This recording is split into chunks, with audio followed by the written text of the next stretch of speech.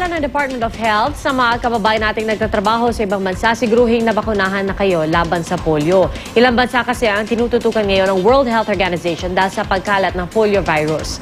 Balita natin ni June Veneracion. Sa pamamagitan ng aktibong pagbabakuna, nahinto ang pagkalat ng polio sa bansa.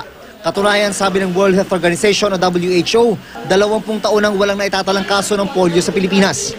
Pero may mga bansang tinututukan ngayon ng WHO dahil sa pagkalat ng polio virus. Mga bansang labas-masok ang mga overseas Filipino workers o OFW.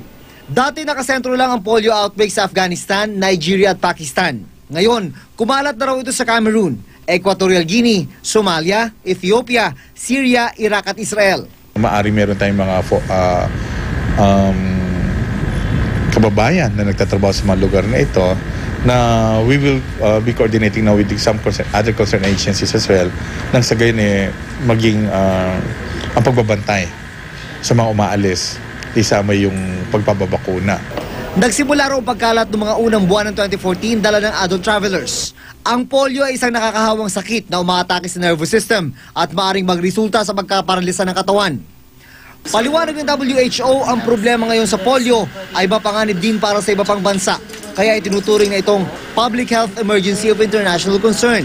It is recommended that people from countries with polio, before they internationally travel, get a booster dose of the vaccine. That's either the oral polio vaccine or the injectable. Sa 10 bansang binabantayan ng WHO, pinakamataas daw ang panganib na kumalat ang polio palabas mula sa Pakistan, Syria, Iraq at Afghanistan. Mahina raw kasi ang vaccination program sa mga bansang ito dala ng problemang pangsiguridad.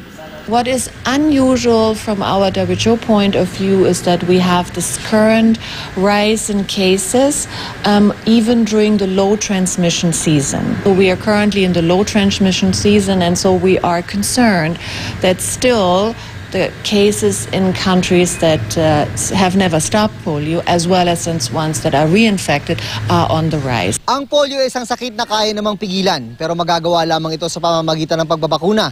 Hindi na kailangan maglabas ng pera dahil libre lamang ito sa mga health center ng gobyerno. June Veneracion, GMA News.